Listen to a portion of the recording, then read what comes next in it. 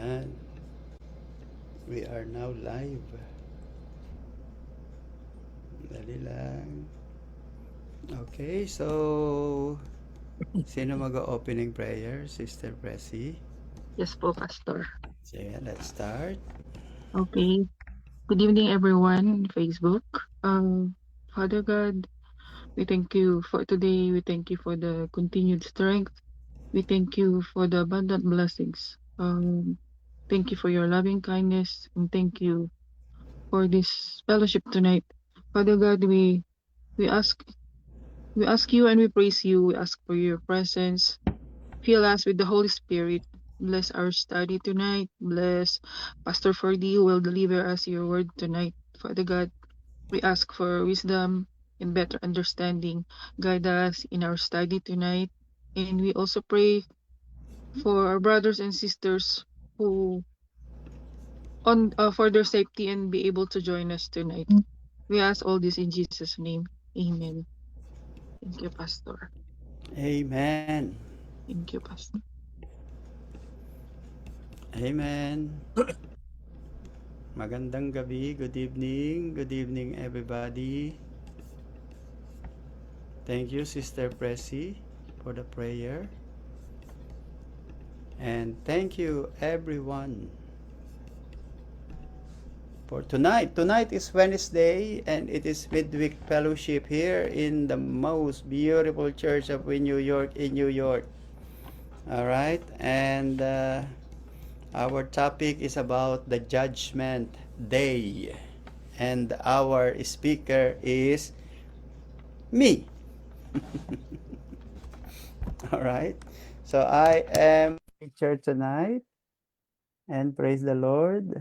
I pray that God will give us wisdom and revelation and make this teaching simple, that we could easily understand and absorb the meaning of God. All right, so tonight's topic is about the Judgment Day. All right, and this is our lesson 84. Okay, so we are almost done.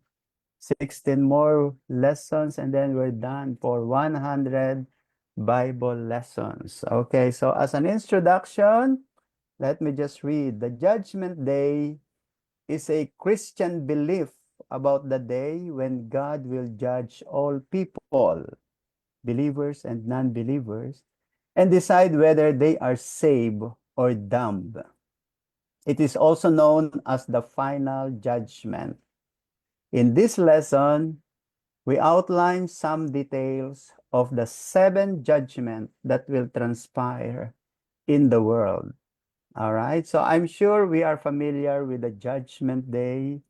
We have heard it several times.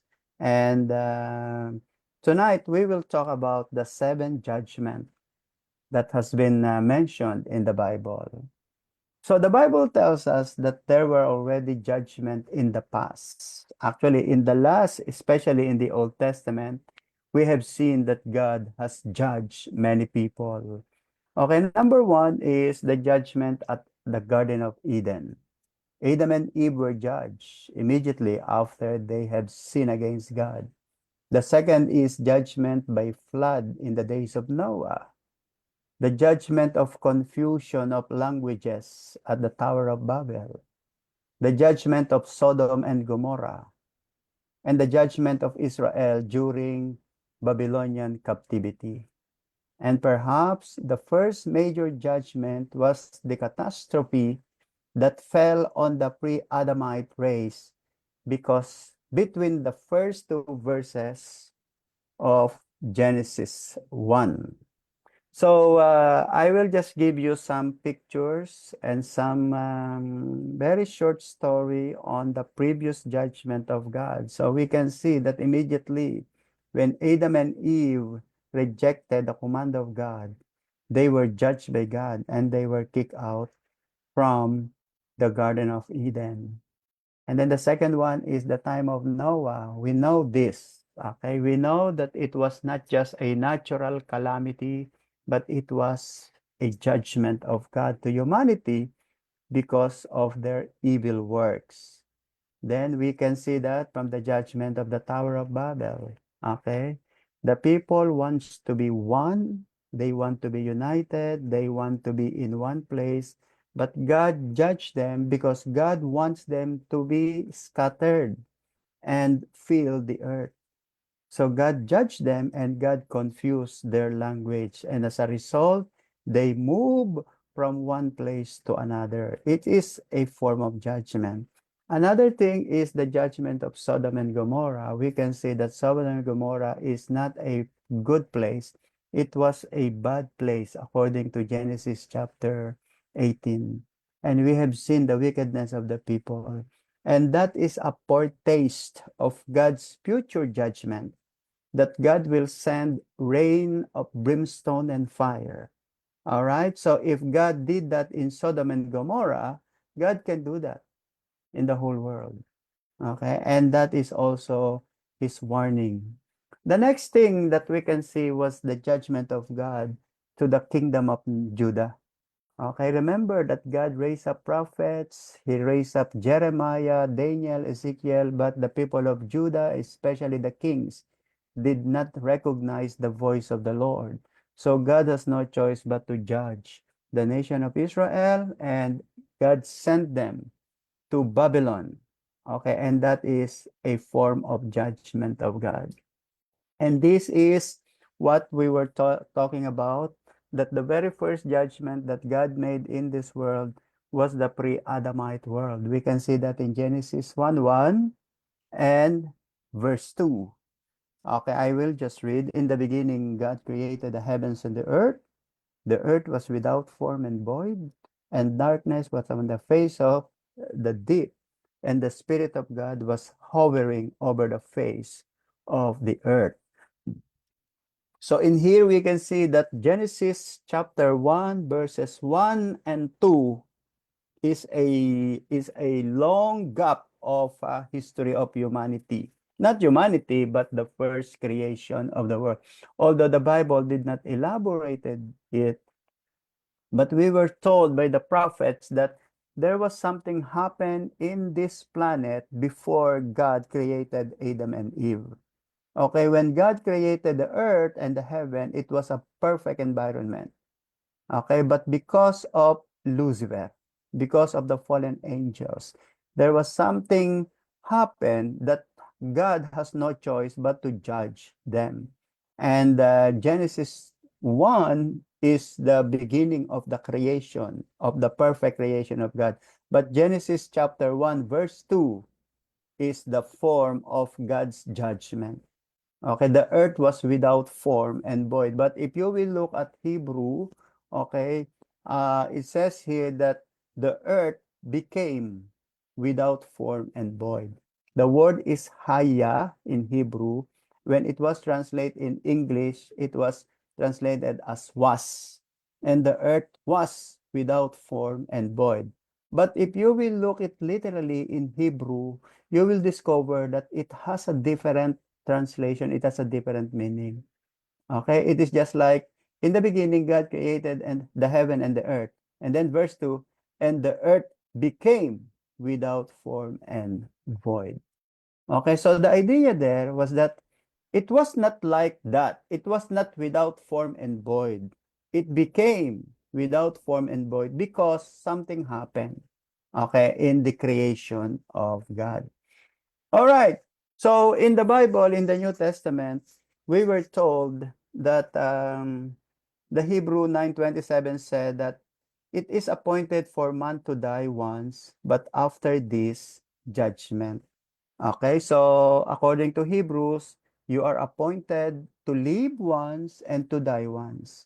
And then when you die, you will face the judgment of God.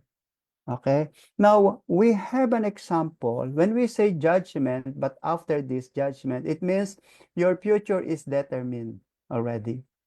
Okay. And we have an example of that in the Gospel of Luke.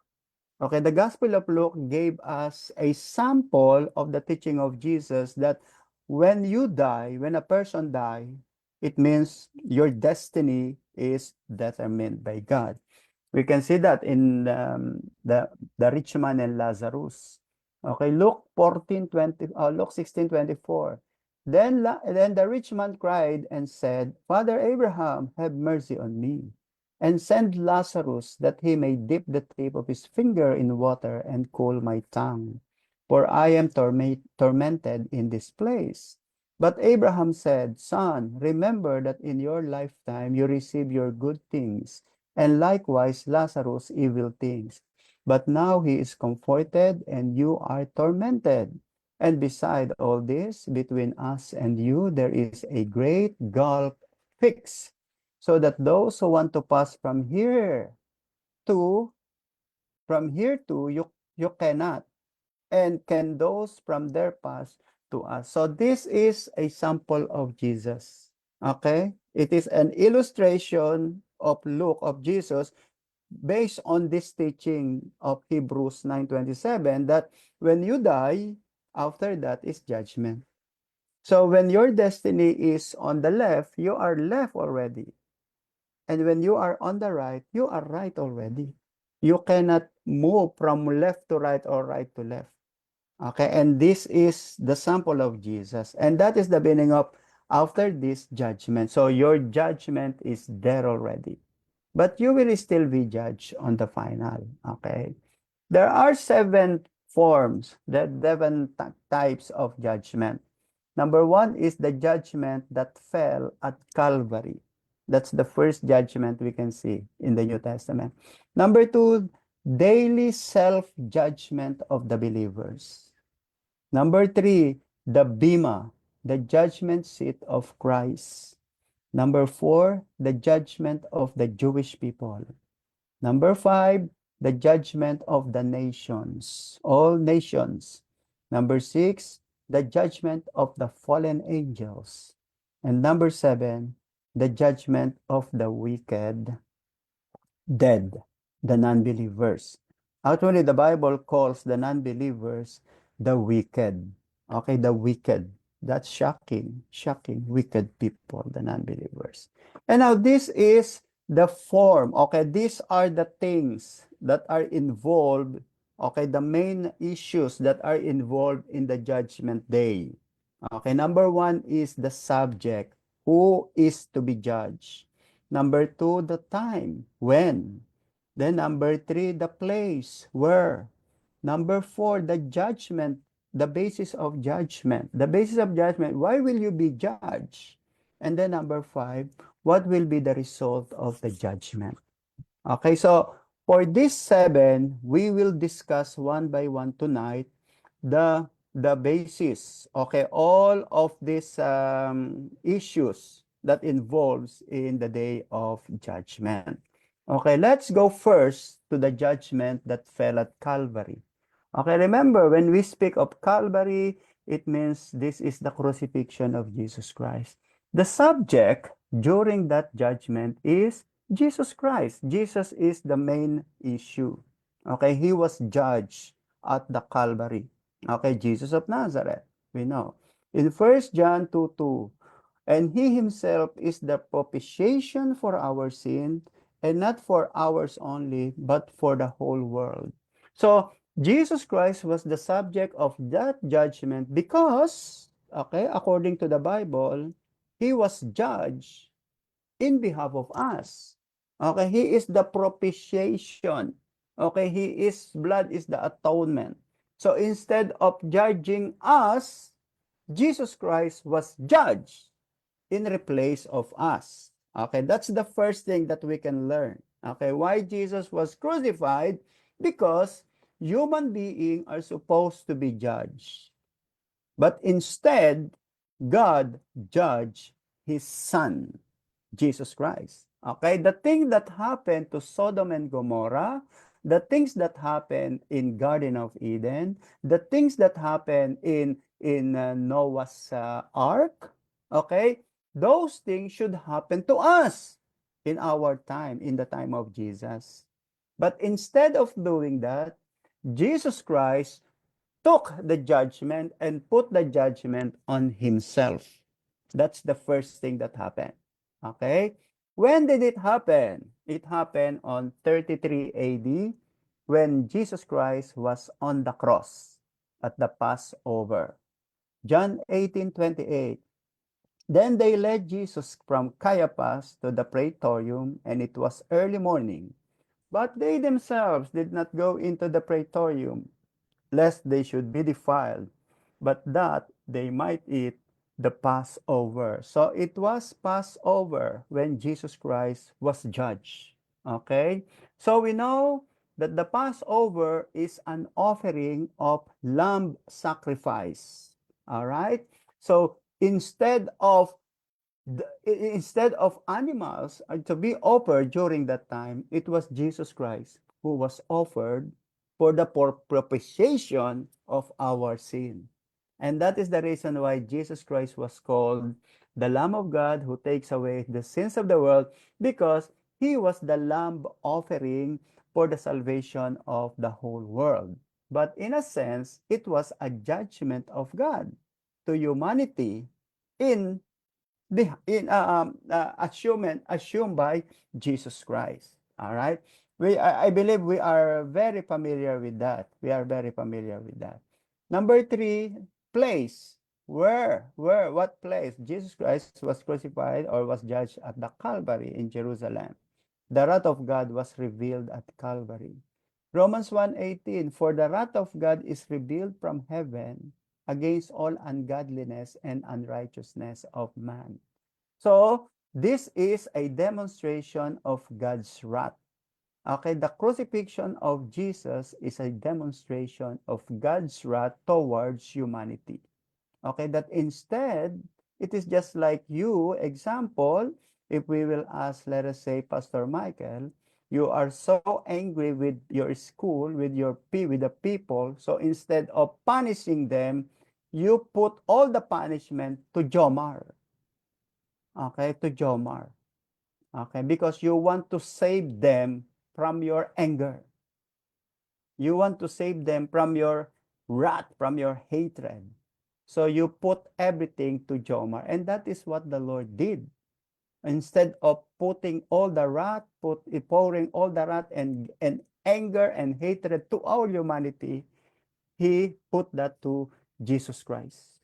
He put that to Jesus Christ. And that is very hard to believe. In fact, the Jewish people do not believe on that because they said, if that is true, human being will abuse the kindness of God.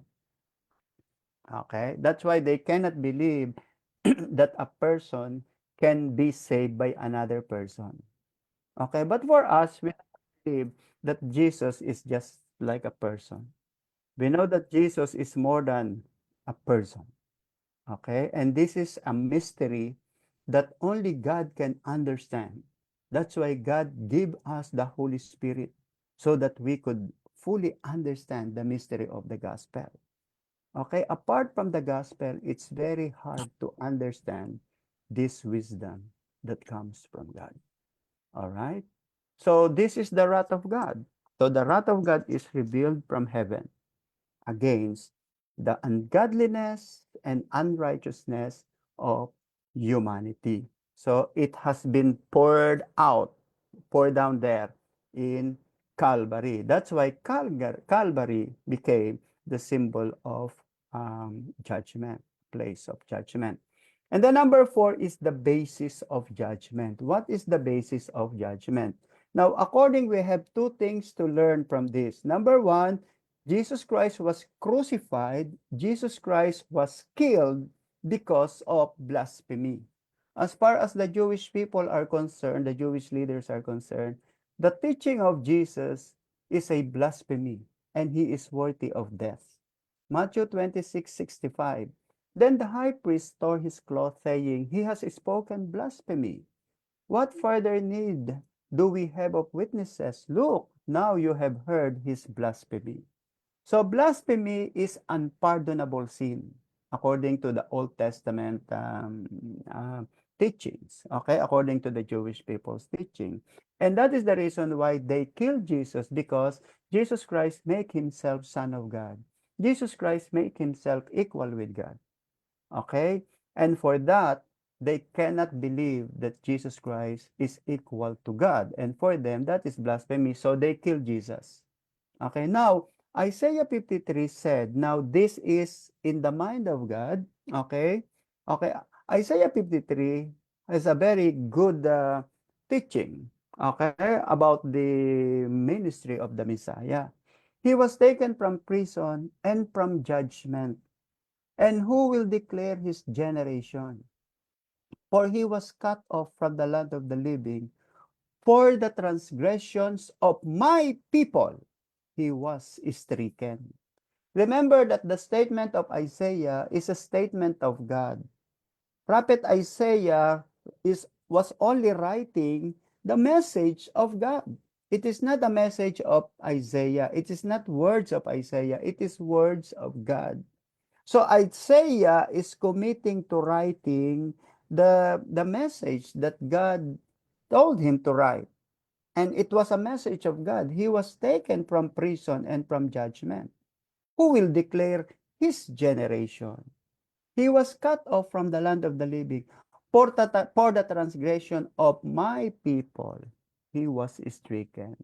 So this man, okay, this victim, okay, this victim in Isaiah 53 was judged because of the transgression of the people of God. So there are two levels that we can see on the basis of judgment. As far as the Jewish people are concerned, it is blasphemy.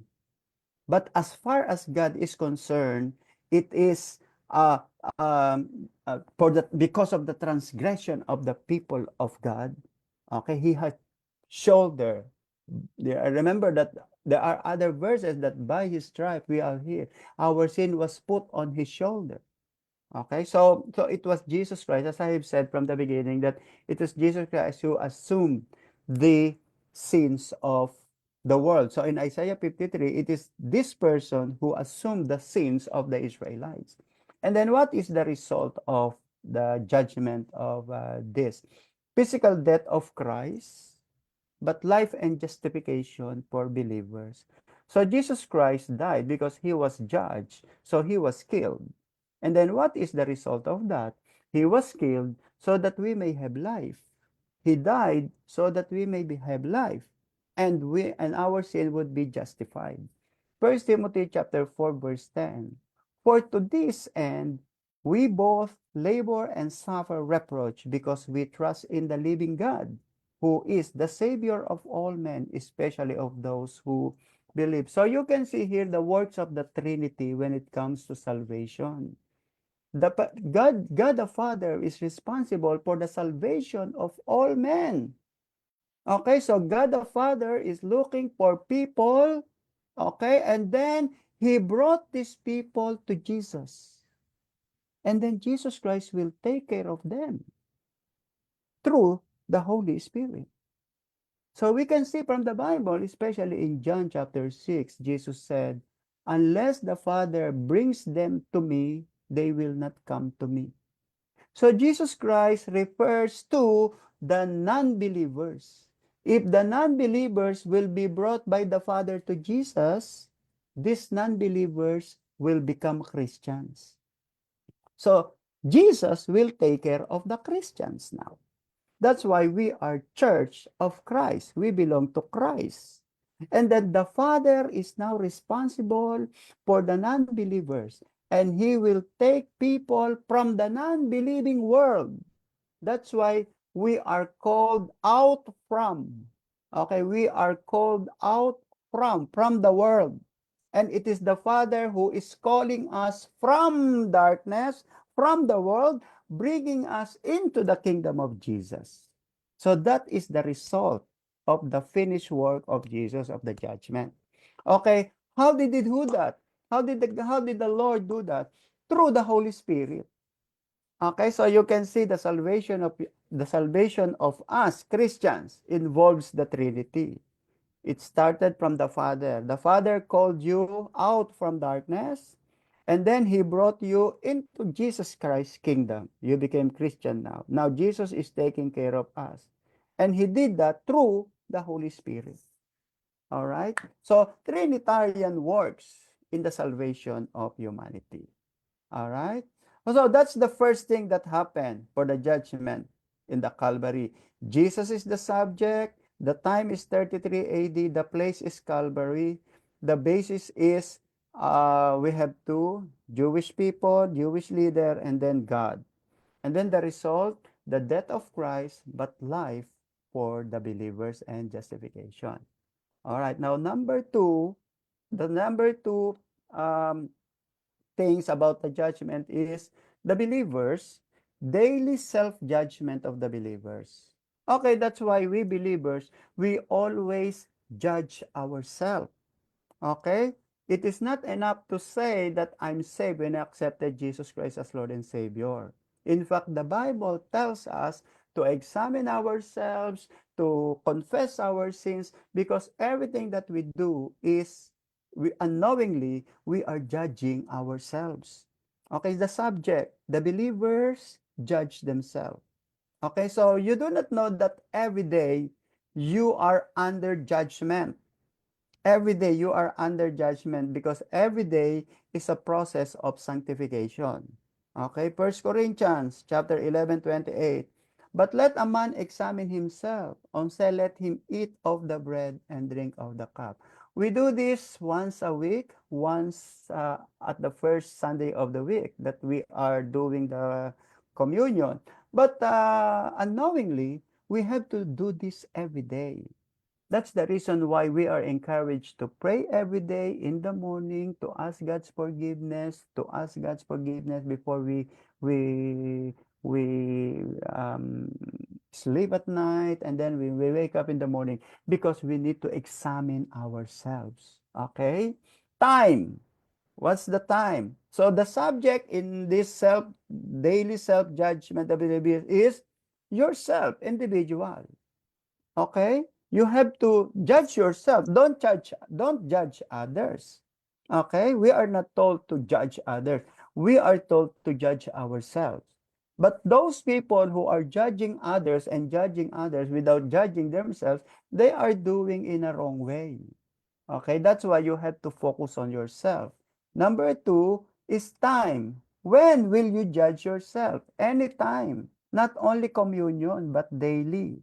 Particularly in our morning devotion, in our morning quiet time. Especially when you read. Especially, the good thing with our church is we have daily Bible reading.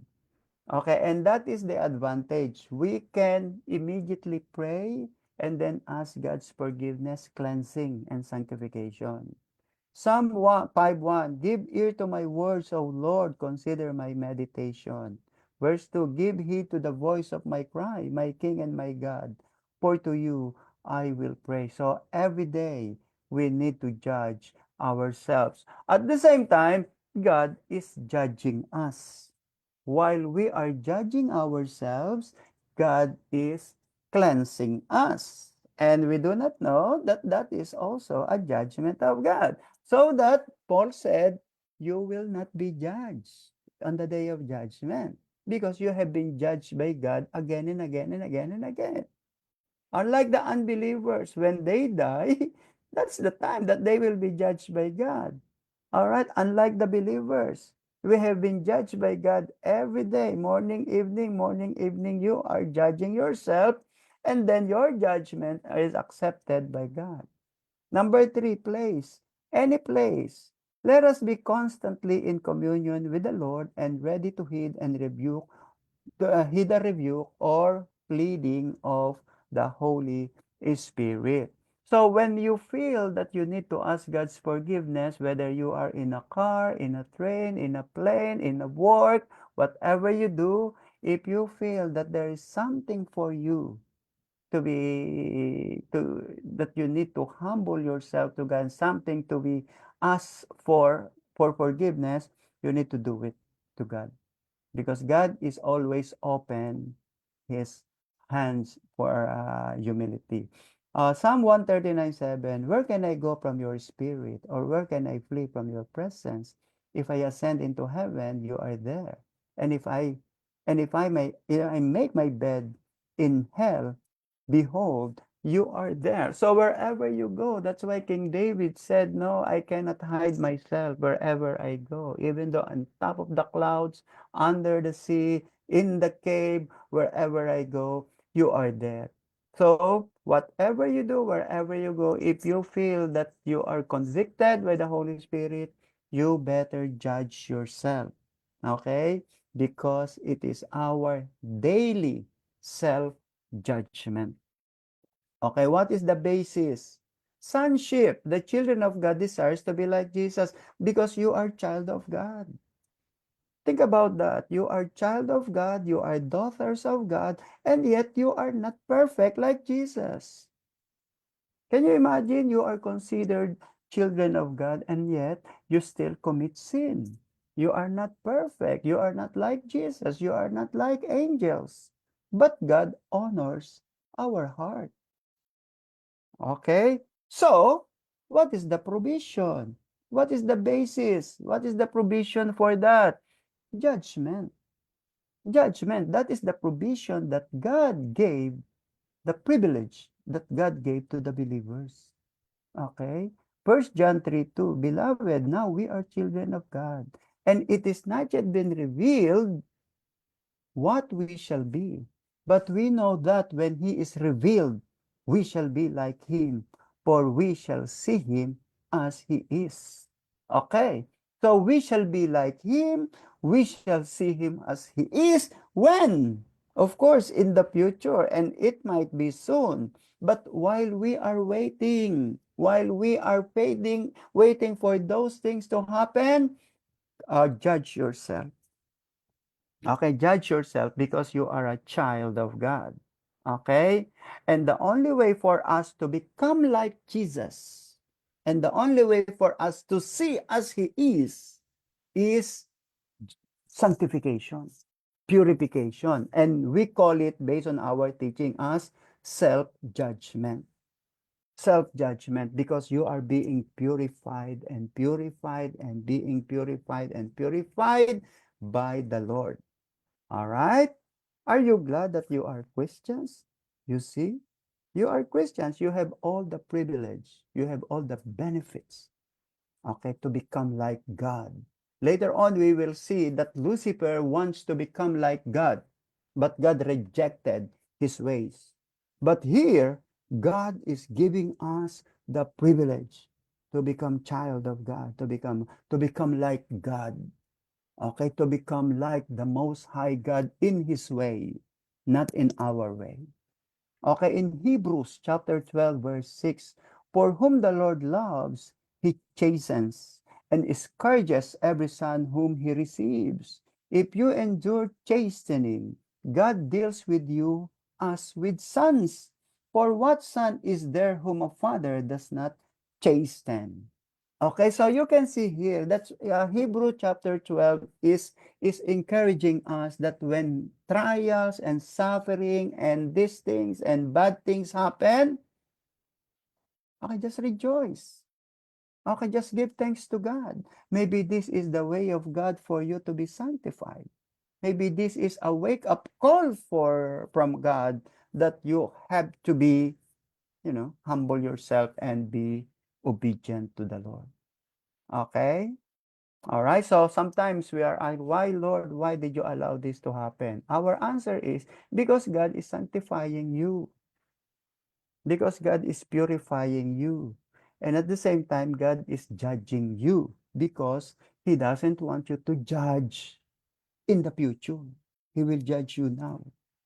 Sometimes if bad things happen to me alone, I praise God, Lord, thank you that it only happened in me, not in public. Okay, thank you, Lord, that it happened to me. My foolishness happened to me only in this room, not in public. All right? Suppose it happened. Let us say God expose you in front of many people. That's even more shameful. Is that what you want? Okay. One sister said fell from heaven to the ground. Praise the Lord. It fell while nobody saw that you fell, right? Only you and God saw that you fell. Praise God. All right. So that's why thank you, Lord, that it happened to me now, not yesterday, not the other month, not on Christmas Day, not on New Year's Day, not on my birthday, not on this, not on this. Ah, you see. So praise the Lord for that. Okay. That is between you and God. That it's between you and God. Always give thanks to God. Because the basis of God's judgment is you are child of God. That's why God is judging you. And then result, purging, delivered from weakness, sickness, and death. Or if we confess our sins, He is just and faithful to forgive our sins and to cleanse us from our unrighteousness. Okay, so you just confess our sins. So again, it is a provision. Thank you. God is giving us opportunity to confess our sins and to cleanse us from our unrighteousness. First Corinthians 11:30, for this reason many are weak and sick among you, and many sleep. Maybe some Christians are not willing. Maybe they ignore this special privilege that God gave them. Okay? So don't ignore that when something happened to you, you have to be thankful to God or just punish yourself. I don't know how will you do that, but you must learn from this. You must learn. We must learn, my brother and sisters.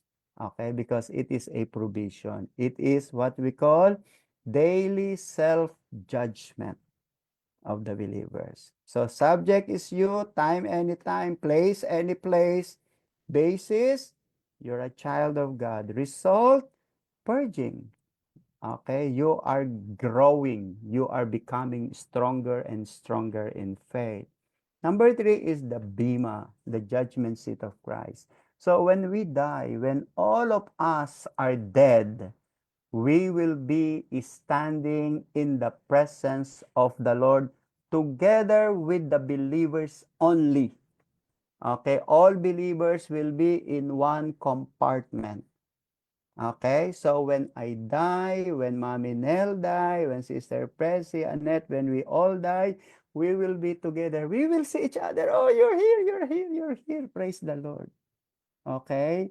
And then we will stand in the judgment seat of Christ, and we call it Bema. Bema in Greek is a judgment seat. Okay? Subject.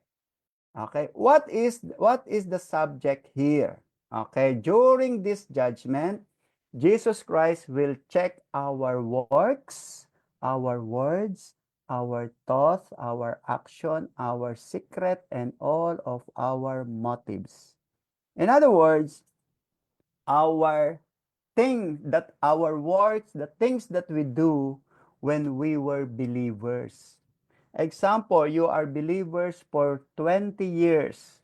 Okay, Jesus Christ will check how many years how many years that you became very active, how many years that you are backslide, how many years that you are neglecting your ministry, how many years did you give your tithes and you did not give your tithes?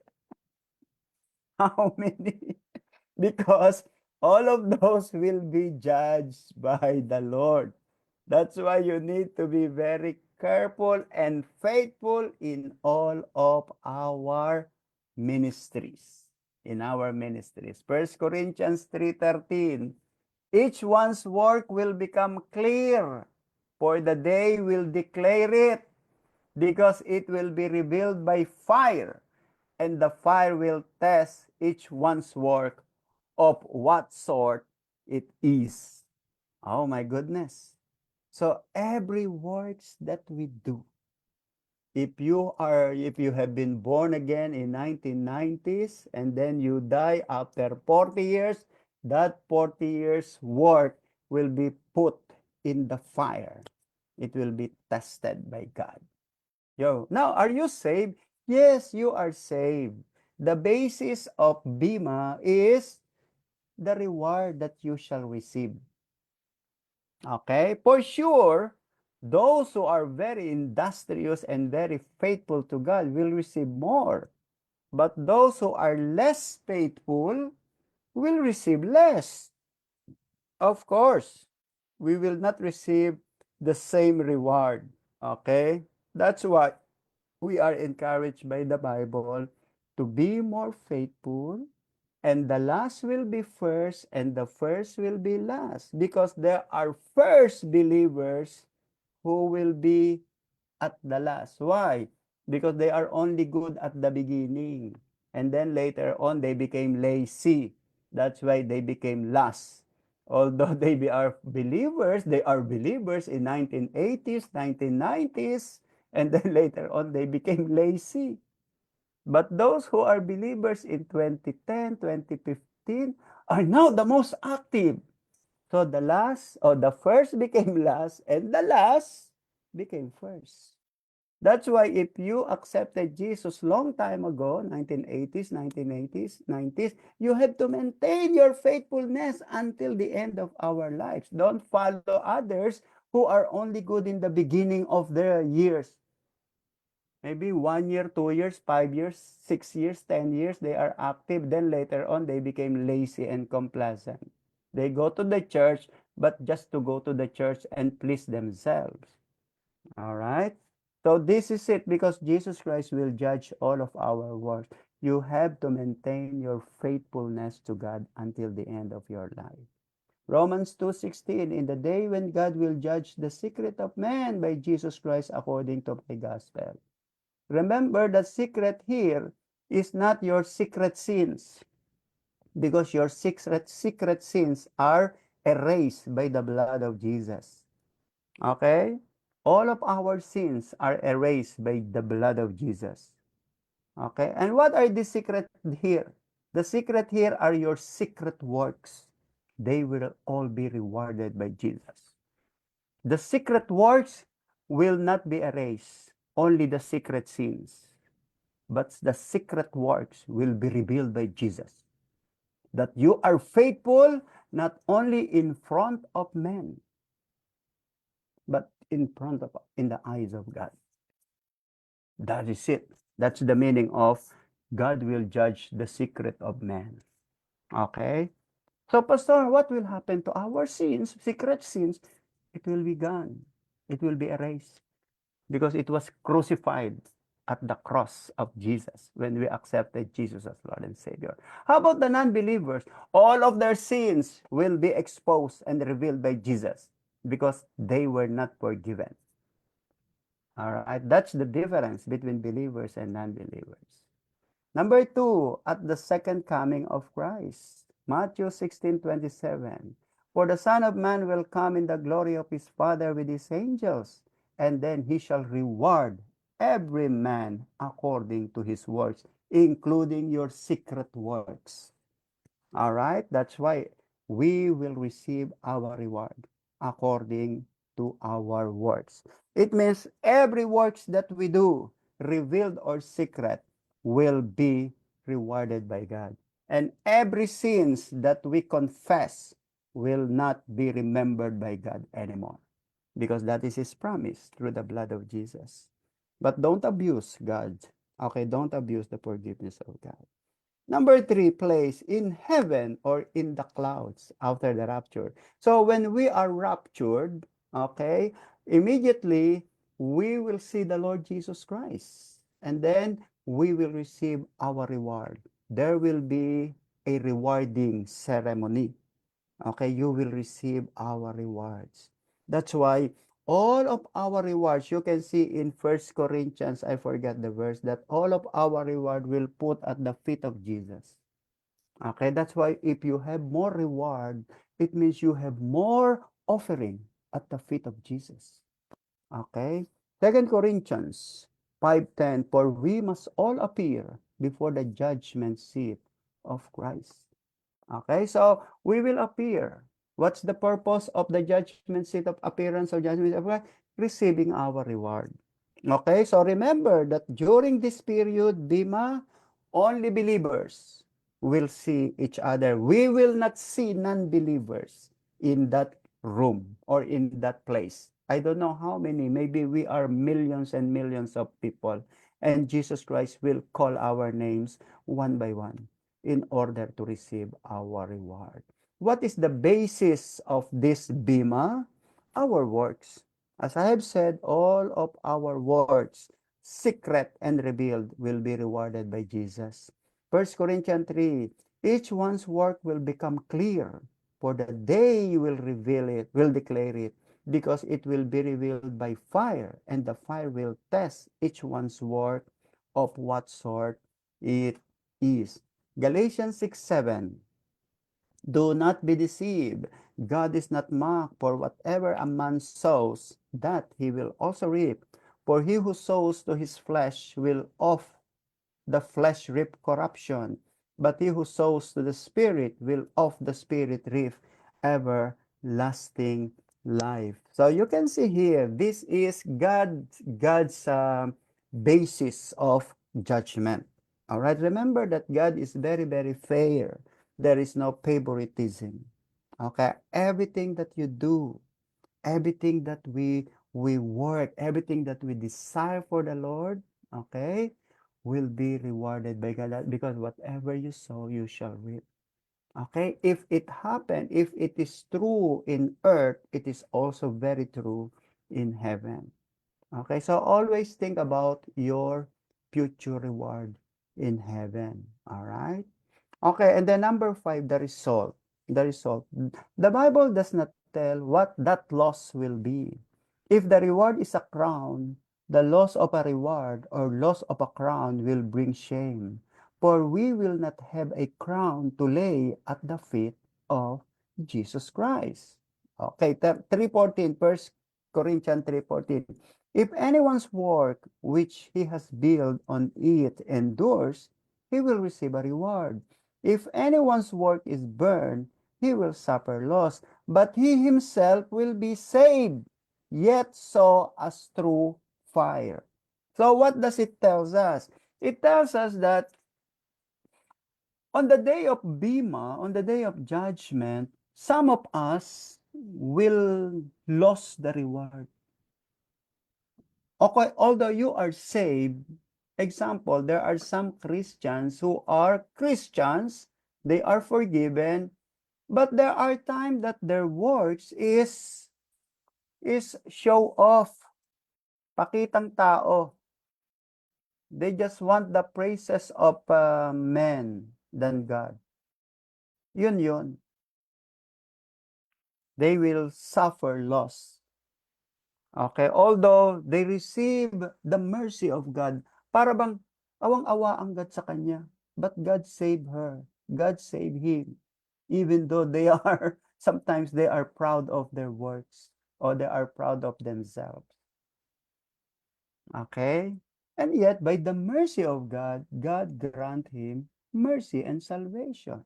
But the problem is they did not receive reward because their works is not 100% acceptable to God. So that is it. If anyone's work which has built on its endured, he will receive a reward. If anyone's work is burned, he will suffer loss, but he himself will be saved. Yet so as through fire. The only problem with that person is that when God tested his work, it was burned by fire in heaven. Hindi nakapasa because lack of 100% surrender to God. And I think you have seen many Christians are like that. Not many in win. Only some. Okay? So how can I be prepared to meet the Bima? What should we do? Be constant communion with my Savior Jesus Christ by much self-examination. B, by constant confession of my sin. C, by much prayer and meditation on the Word of God. D, by constant attention to the will of the Holy Spirit. E, by having a conscience void of offense before God and men. If we confess our sins, He is faithful and just to forgive us our sins and to cleanse us from all unrighteousness. 1 John 1:9. Praise the Lord, there is always provision. Okay, God is always willing to open His arms and accept our humility and asking of forgiveness, confession. Now, number 4 is the judgment of the Jews. Okay, so we have now 3. Number 1, the judgment of Jesus at the Calvary. Number 2, the judgment of the believers. And then number 3, the bima, okay, the reward of the believers. And then number 4, the judgment of the Jewish people. Now, how will the Lord judge the Jewish people? Subject, the Jewish nation or the Jewish people. Ezekiel 20:34. I will bring you out from the people and gather you out of the countries where you are scattered with a mighty hand, with an outstretched arm, and with fury poured out. 35. And I will bring you into the wilderness of the people, and there I will plead my case with you face to face. 36. Just as I pleaded my case with your fathers in the wilderness of the land of Egypt, so I will plead my case with you, says the Lord God. All right, so God, the Lord, this is a prophecy of Prophet Ezekiel. Okay, when the Israelites were in captives in Babylon. And then God said, I will gather you out from the countries and bring you back to your motherland. All right, and in your motherland, I will plead my case with you face to face. So, in other words, God will judge the Israelites. So it is God who will judge the Israelites. And when it is now nation, that's why it is not United Nation. It is not European Union. It is America. No. It is not this nation that will judge Israel, but it is God who will judge Israel. Okay? And anything that happened to Israel now, well, it is in the hand of God. Okay, time. When will that happen? When will that judgment happen? During the Great Tribulation. Okay, so that is similar to our judgment, di ba? Okay, during the rapture is also part of the tribulation. Jeremiah 37, alas, for that day is great, so that none is like it. And it is the time of Jacob's trouble, but he shall be saved out of it. All right, so according to prophet Jeremiah, there will be a day, that day, the great day, and that great day is a day of judgment. And that judgment will happen in the time of Jacob's trouble. What is that Jacob's trouble? Okay, the Bible, when we say Jacob's trouble, it means this is the 7 years tribulation. Okay, remember we studied the 7 years of Daniel, the 70 weeks of Daniel. That is also the time of Jacob's trouble. Okay, and in the New Testament, we call it the Great Tribulation and the Tribulation. The 7.5 years, I mean the 3.5 years tribulation and the 3.5 years Great Tribulation, which is 7 years. So Jacob's trouble is also considered and also known as the 7 years. And this is, we can see that from Daniel chapter 9:27. Then he shall confirm a covenant with many for 1 week or for 7 years. But in the middle of the week, he shall bring an end to sacrifice and offering. And on the wings of abomination shall be one who makes desolate, even until the consummation which is determined is poured out on the desolate. So the judgment of the Israelites will happen during the Great Tribulation. So things that happen in Israel now, it's not yet. It's only preparation. It's only a preparation towards that. Okay, where is the place? What is the place of of Israel's judgment? It is in Jerusalem and the vicinity of the Holy Land. Jeremiah 33:7. And I will cause the captives of Judah and the captives of Israel to return. To return where? To return to Holy Land. And will reveal those places as at the first. Okay, so this is connected with Ezekiel when God said, I will gather my people out of the countries where you are scattered. And then here in Jeremiah, Jeremiah said, I will cause the captives of Judah and the captives of Israel to return to Israel, to Judah, and reveal their places as at the first. So God will judge the nation of Israel when? During the Jacob's trouble or during the tribulation. Where? In Jerusalem and in the nation of Israel now. And what is the basis of God's judgment? Because of their rejection to the Trinity, the rejection of the Godhead. They believe that there is one God, but they don't believe that the God has the Son. Okay, we know that. It is in the book of Proverbs that is questioned by King Solomon. What is the name of God? And what is the name of his Son? All right? Well, they have to know that. They have to think about that. Okay? But the problem is when Jesus Christ revealed himself that he is the Son of God, they rejected Jesus. That's why Jesus Christ, look at John 5:45 said, do not think that I shall accuse you to the Father. There is one who accuses you, Moses, in whom you trust. For if you believe Moses, you would believe me, for he wrote about me. But if you do not believe his writing, how will you believe my words? All right, so according to Jesus Christ, on the day of judgment, Jesus Christ will not intervene. Jesus Christ will not help them. Jesus Christ will not be their advocate. But it is Moses who will stand there and Moses will accuse them because you did not understand and obey the teaching of Moses. That's why Moses will accuse them one by one. All right? Okay, that's why. And then Jesus Christ said, if you believe Moses, you would have believed me because he wrote about me.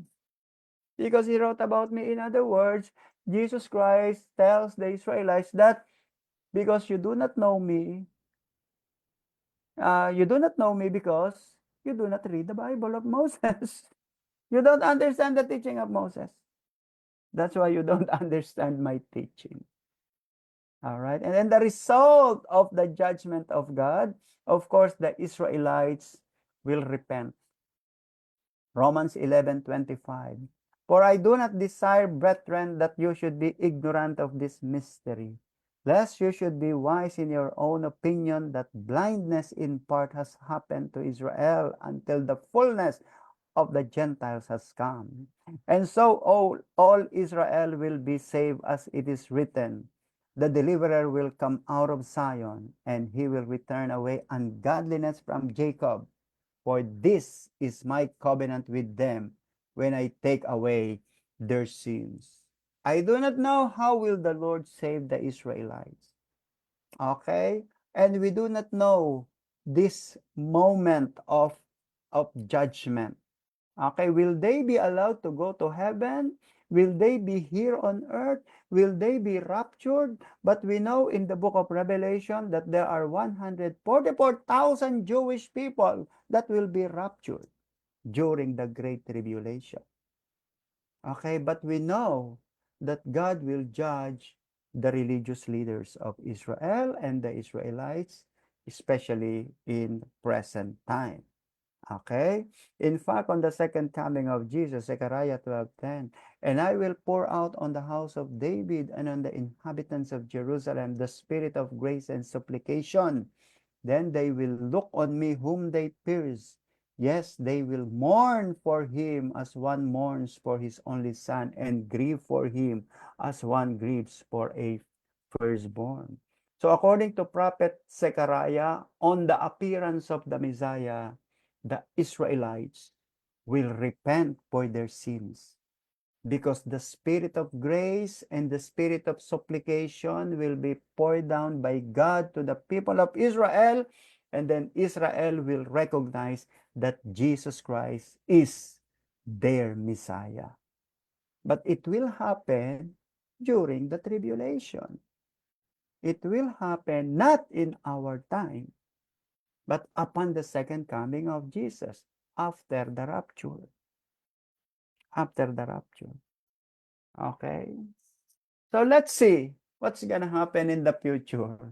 Okay, all we have to do is let us judge ourselves and be sure that we know that we are saved in Christ. Number 5 is the judgment of the nation. All nations will be judged. So we are 4 now. Number 1 is the judgment of Jesus. Number 2, daily self-judgment.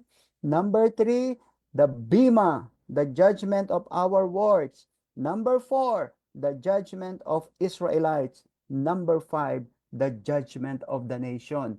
All nation, united nation will be judged by God. Subject the Gentile nations. Matthew 25:32.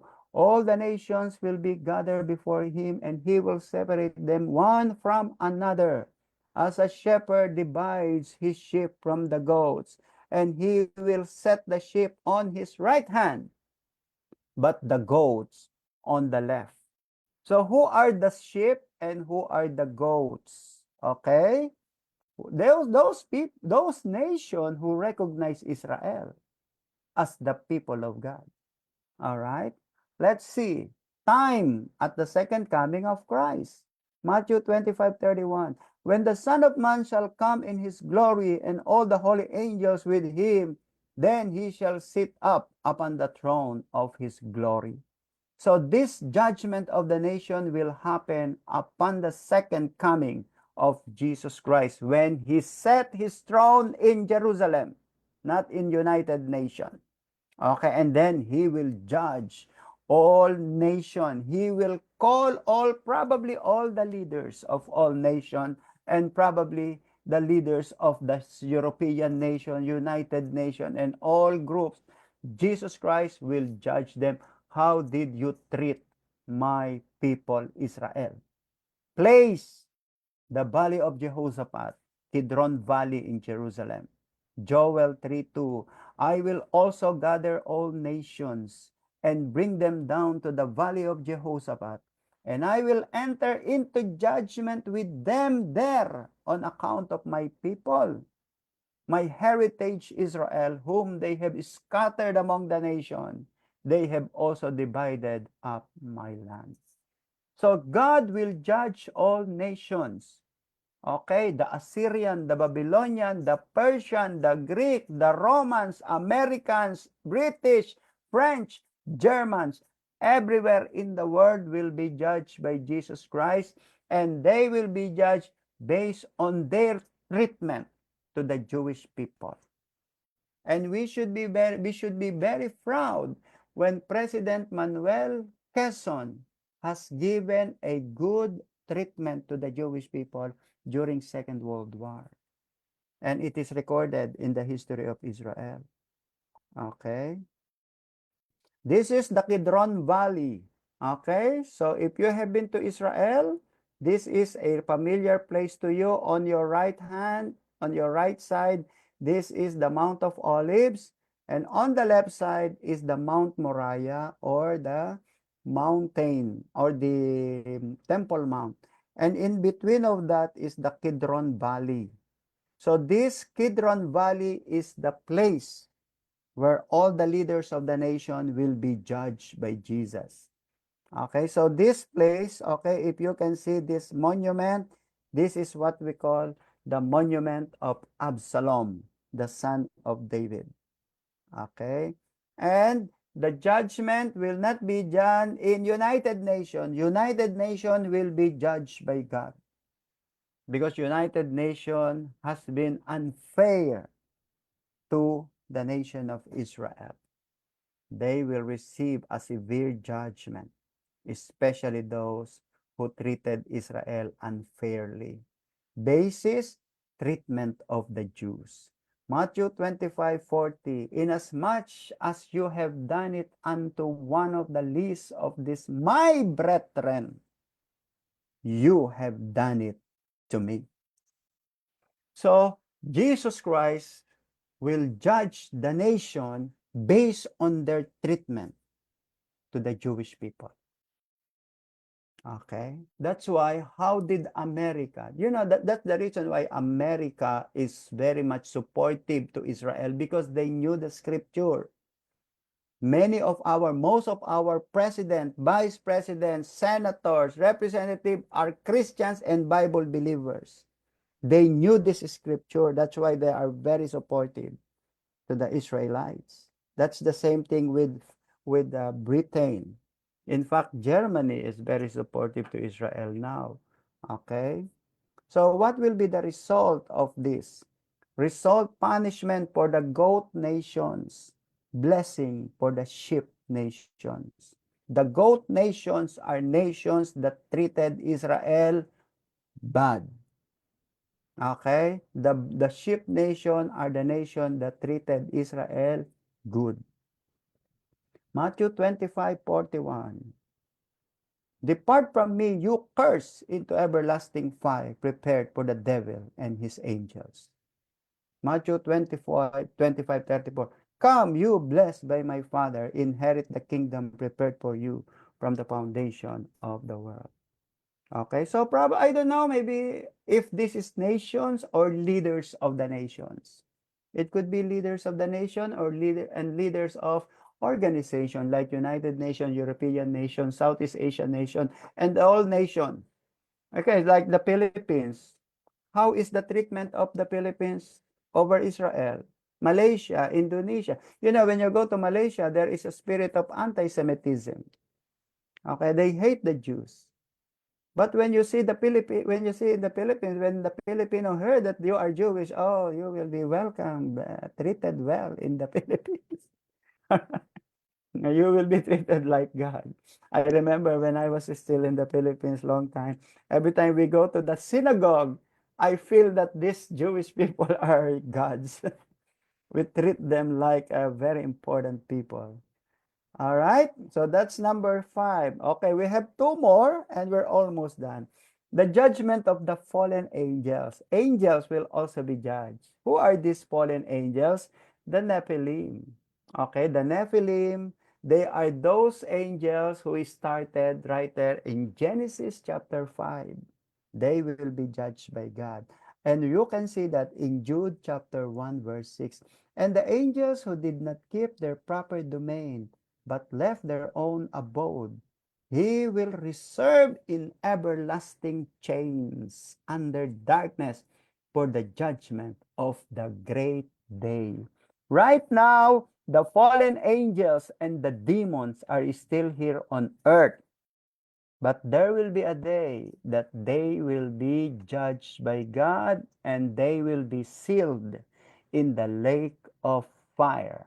Okay, actually in the bottomless pit, because they did not keep their proper habitation. Okay, remember that these are angels and then they make uh, sexual activities with women in early days. And then God will judge these angels. Second time, probably at the time of the great white throne judgment. Corinthians 6, 1 Corinthians 6:3. Do you know that we shall judge angels? How much more things that pertain to this life? So Paul is telling us that when we are resurrected, remember that when we are resurrected, we will have similar body of Jesus Christ. Remember when Jesus Christ was resurrected, his body is higher than the body of angels. Okay, the body of Jesus, the resurrected body of Jesus, is higher than the body of angels. And according to Jesus, we shall have similar body. According to Paul, we will have similar body, same like body of Jesus. So it means our body is higher than the body of angels. That's why we are above angels. And we will judge the angels. In other words, right now, that is very hard to imagine. But in the future, it will happen. Okay? Place at the great white throne judgment. So the fallen angels will be judged by God. The fallen angels will be judged by us. And then they will be judged by God at the white throne judgment by Jesus. 2 Peter 2:4. For if God spared not the angels that sinned, but cast them down to hell, and delivered them into the chain of darkness, they are there reserved unto judgment. So they are reserved right now. Their destiny is already determined. Okay, they are only waiting for their judgment. Remember when Jesus Christ saw the man possessed by the devil? Remember that the devil said to Jesus, Jesus, why did you come here?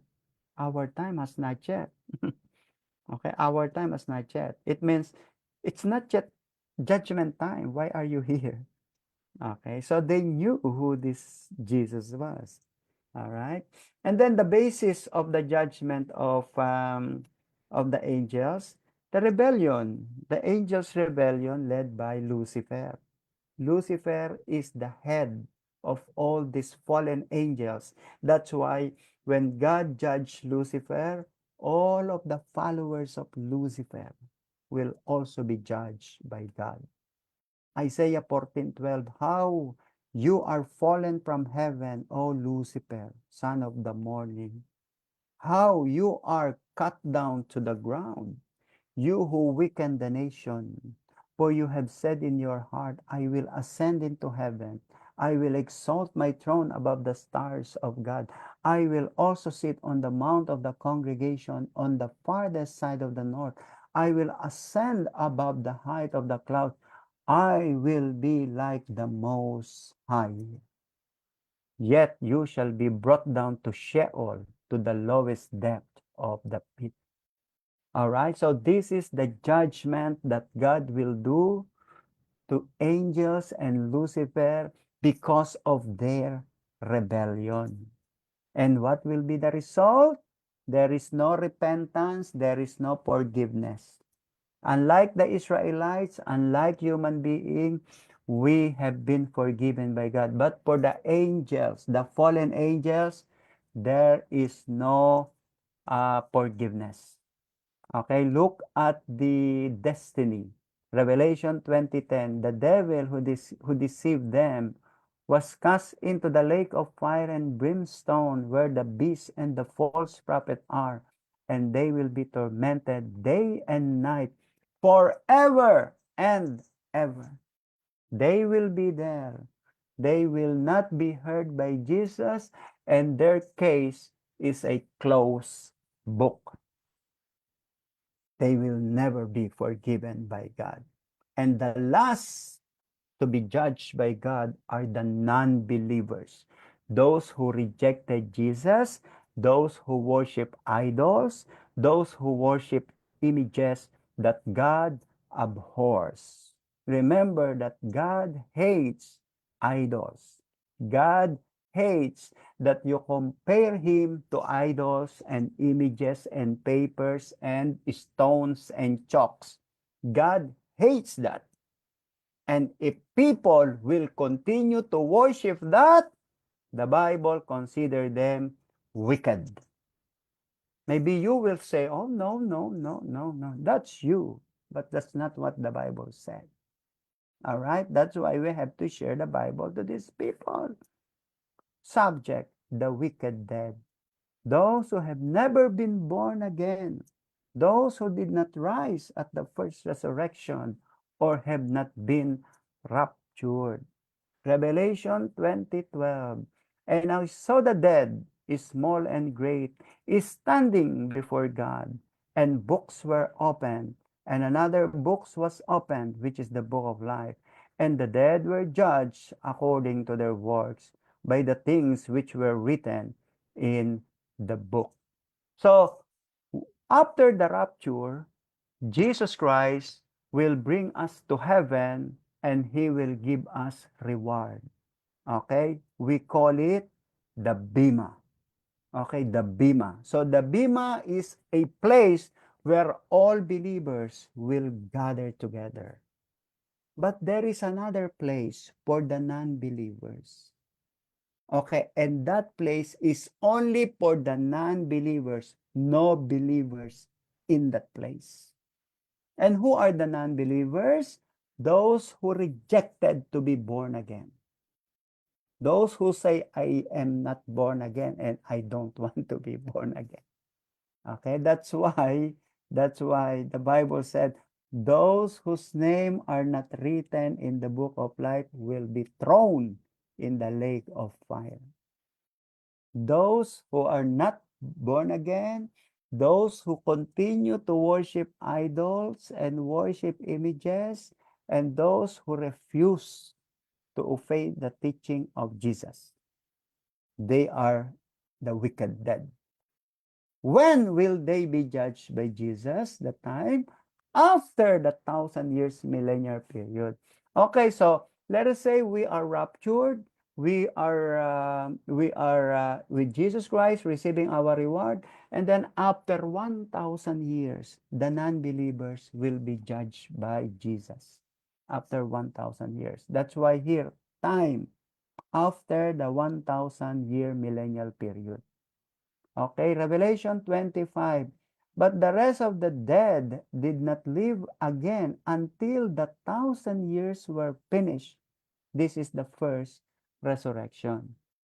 So if the believers are resurrected and translated and brought up to Jesus in heaven, okay, after 1,000 years, those who are not raptured, those who are not resurrected, will be resurrected after 1,000 years.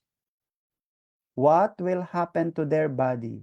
They will have a new body only to be judged by God. Only to be judged by God. Unlike us, Jesus will give us new body to reign with Him. But these non-believers, they will have resurrected body only to be thrown in the lake of fire. Shocking, shocking, very, very shocking. All right. That's why the Bible said that we should really share the gospel to the people. Place at the great white throne. Okay, so what is this great white throne? So remember that there are two thrones. Number one, the judgment seat of Christ, which is the judgment throne of Christ for believers only. But this one, great white throne, this is for non-believers only. So only non-believers, they will have reunion there. They will see, they will be surprised. Oh, you are religious. Why you are here? Oh, you are always in the church. Why you are here? Oh, you are always in the church. They will be shocked because they thought they will be in heaven. Look at Revelation 20:11. Then I saw a great white throne and him who sat on it, from whose face the earth and the heaven fled away, and there was found no place for them. What do you mean by no place for them? No place for them in heaven. There is no place for them in heaven because they are destined for the lake of fire. Okay, so they will be judged by Jesus Christ. They will stand there, and Jesus Christ will call their name one by one in order to receive reward, but in order to receive punishment. All right. And then what are the basis of their punishment? Whether or not the names were recorded in the book of life and the works of these individuals. Revelation 20:12. And the books were opened, and another book was opened, which is the book of life. And dead were judged out of those things which were written in the books according to their works. So in other words, their sins are not forgiven. Their works, their evil works are recorded but never erased because they rejected the blood of Jesus. This is completely opposite of the believers. For believers, all of our sin are erased, but all of our works, including secret works, are recorded. But for them, all works are ignored, but all sin are highlighted. Number 5, result of the judgment in the great white throne. The ungodly are cast into the lake of fire. And anyone not found written in the book of life was cast into the lake of fire. It means those who have not been born in the kingdom of God will be thrown in the lake of fire. That's why you should know if you are born in the kingdom of God or if you are born from above. Our conclusion, the judgment seat of Christ is for all believers in Christ. The great white throne judgment is personal and final judgment for all non-believers. Believers, one of the living. Non-believers, one of the resurrected dead. Believers, one with witnesses. No witnesses, no lawyers, no juries. Nobody will defend them on the day of judgment. But for us, we have Jesus Christ, who is our advocate. One with questions. What is these questions? No questions to answer. What is these questions? Because we are forgiven. For the non-believers, no question about this. They are destined for the lake of fire. No more discussion because you are destined, because you rejected Jesus. Believers, one with rebuttal. For non-believers, no speeches, law book, cross examination. So in other words, the non-believers are destined for lake of fire, but the believers are destined for glory, eternity with God. Because we have advocate, we have somebody who is taking care of our salvation, and that is our Lord Jesus Christ. That's why we are so thankful. We really need to be very, very thankful to Jesus, because Jesus Christ saved us and he helped us to believe on him. You know, if the Holy Spirit will not help us to believe, we will not believe. It's really hard to believe on something that you do not know. That's the reason why tayong mga Christian, we want proof, we want idols, we want crucifix, we want material things to believe that there is God. But because of the Holy Spirit, even though the absence of all those, we believe in Christ Jesus. Pastor Michael. Thank you, Pastor, for sharing. You know, the thought of being judged one day, Pastor, it's scary. But for Christians, it's actually a reward day. Just like in school, at the end of every marking period, the best of all the best, creme de la creme are rewarded. And this is what we are looking forward to. And based on tonight's study, we are encouraged. So always evaluate and assess our actions and everything that we did by the end of the day. And then, because tomorrow is never a promise. The grace of the Lord, it's abundant, but there is no guarantee that the door is always open. So while the door is still open, we encourage everyone to come into the throne, into the throne of God, because it's worth serving our Lord Jesus Christ. Our life is temporary. We get older every single day, and one day we will die. And since this is temporary, isn't it more important to invest on a lasting investment which yields eternity? And that is to be with Jesus, because Jesus had already judged us by sacrificing himself, allowing and giving way for us to be rewarded if we accept and believe him, or be judged into the lake of fire if we reject his lordship. Praise the Lord. Amen. Amen. All right. So maybe Sister Annette wants to share something before we close. Who will do the closing? Mami Nell? All right. So let's have Sister Annette wants to speak about judgment. Have Pastor, you have what you been judged? yung pastor, yung the emphasis that you mentioned is about we have to judge ourselves, right? So that by the time when that time comes, we already know that. I mean, when we say we judge ourselves, is we don't compare ourselves with other people. We compare ourselves or what we do with the word of Christ, with Very the good. and that the Lord gave us. So we compare our action, our ways according to what is being commanded unto us. So if we do that, then we will not be judged.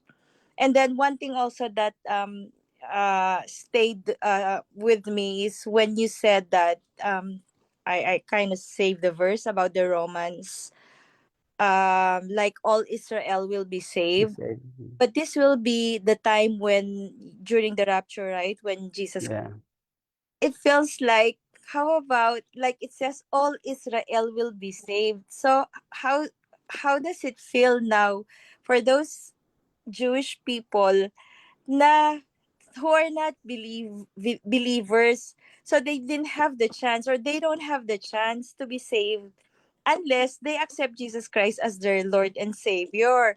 Whereas when that time comes, all the Israelites will be saved. So parang sayang naman na they are in this period na if they don't believe in Jesus, there's no, like guarantee for them to be saved. yes, So, yun lang yung ano ko, Pastor, parang paano naman yung yeah, yung comparison na parang sayang naman yung sa iba, pero yung sa iba during that time they will all be saved. Yun lang yung feeling ko na parang paano yung mga kilala nating mga Jewish ngayon na yeah, been praying for them, like for my coworkers. I have a lot of Jewish coworkers.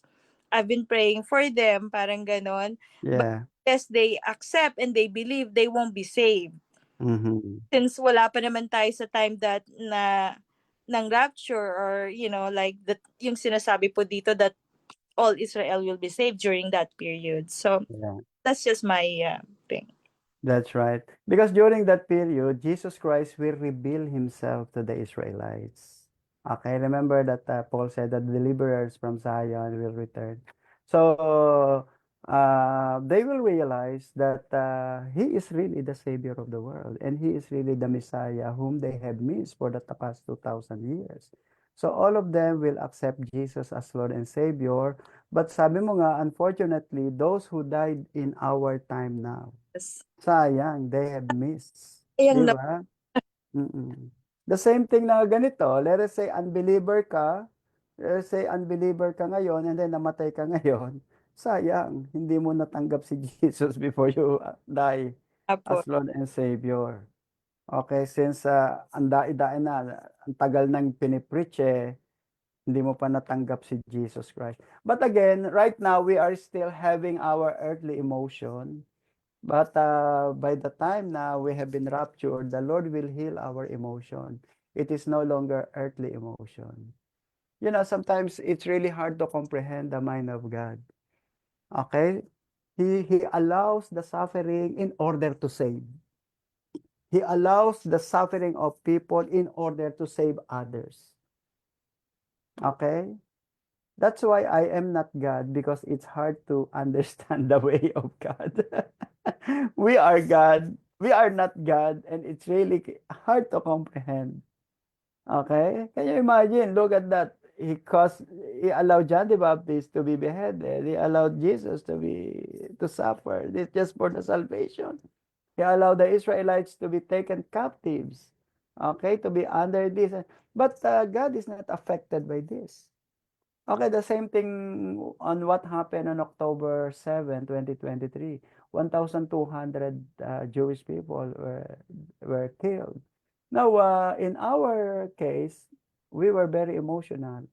And then we see here 46,000, according to them, 46,000 people of Gaza died through this war. Now, is God affected by this emotionally? For us, people are affected by this. But how about God? For God, this is just part of His plan. Okay, this is just part of this plan heading towards that direction. Now, like what happened to President Trump now. President Trump now is now, wow, the new king of the world. And he will, so according to Pastor Alan, we become kampante because it is the President Trump who was elected. So para sa kanila, we feel safe. Okay, dahil there will be peace. And then sabi ko kay Pastor Alan, maybe that peace, the peace that will be promoted by President Trump will lead to the destruction of Israel in the future. You do not know. Because the coming of Jesus speaks about peace, peace, and then sudden destruction. So you need to have an advanced knowledge about this. Because we have passages from the Bible that speak about when you see peace, peace, then sudden destruction. So if Trump will prepare peace for the future, maybe not now, but for the future, so be it. This is the plan of the Lord. Okay, so that's how we think. You know, sometimes some theologians think that way. Now, anything that happened now is a preparation for the future. And everything that happened is the result of the past. It is the result of the past, but it is a preparation for the future. All right. Thank you very much. Magandang gabi sa inyo. And those who are in Facebook, thank you for listening. May you spread the news to our brothers and sisters. Let's have our closing prayer. Mami Nelia. Okay, let us pray. We praise and give glory to you in the name, our Almighty Father, our Almighty God. Hallelujah. Thank you, Lord, for the Bible study that we had just finished, for the wonderful sharing and discussion of the lesson. Judgment Day by our speaker for tonight, today, Pastor Perry. Thank you also for the good insight of our brother and sisters who join us in Zoom and for the comment of those who are watching in Facebook live streaming, Lord God. Lord, you are our loving, faithful, and forgiving God. Help us, Lord, to be like you are, that we can love, be compassionate to others, that we can able to forgive those who wrong us, Lord God. It is said in 2 Corinthians 5:10, for we must appear before the judgment seat of Christ, so that each of us may receive what is due us for the things done while in the body, whether good or bad. I pray, Lord, that you will help us to live our lives that will align to your teaching, Lord Jesus. I pray that you will direct our lives into the path of righteousness and according to your word, O God. We accept you, Lord, as our Lord and Savior. And we want to show you face to face, Lord, on Judgment Day, Lord God. We want to be with you in eternity, Lord Jesus Christ. I also pray for all the sick people in my family, my siblings and their families, and all the brothers and sisters and the Winyoyo congregation. Each of us have different health issues, Lord God. I pray that you will touch them from the top of their head to the tip of their toe to Amen. completely heal them, Lord God. You are our Jehovah Rapha, our miracle healer, the great physician. Heal all our sicknesses, Lord God. And we claim it in the name of Jesus Christ. Thank you, Lord, for all the provisions we have. Food, We have clothes to put on and shelter over our head. Thank you for the abundant blessing you are giving to us every day, Lord God. Thank you for your protection, for we know that every second, every minute, every hour, you are with us, Lord God. That you are with us to protect us, Lord God. And we promise us to never leave or forsake us, Lord. Thank you, Lord, for everything. We love you, Lord God. We bless and magnify your name. This I pray in Jesus' name. Amen and amen. Amen. Amen. May the blessing of the Lord Jesus, the love of the Father, the communion of the Holy Spirit be upon us all. Go in peace in Jesus' name.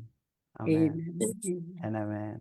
Praise the Lord. So let's have our picture. So how is your fast? How's your fasting? Wow. We're done. We're on the Good. Very good, Pastor. well, very good. We're on the third day. Yes. 2 more days. Tomorrow is sport day. Hallelujah. Yes, Okay, thank you. ready? Open your camera. I'm here. I'm in the bed right now. All ready? 1, 2, 3. Good Okay. night. Good night, everybody. Good Good night, night. everyone. Thank Thank you, you, Pastor. See you Pastor. Uh, Thank Friday. you. Thank you. See you on Friday. Prayer meeting at the church. I All just right. stay here in the Zoom. All right. Thank you, Pastor. Thank you. Bye bye.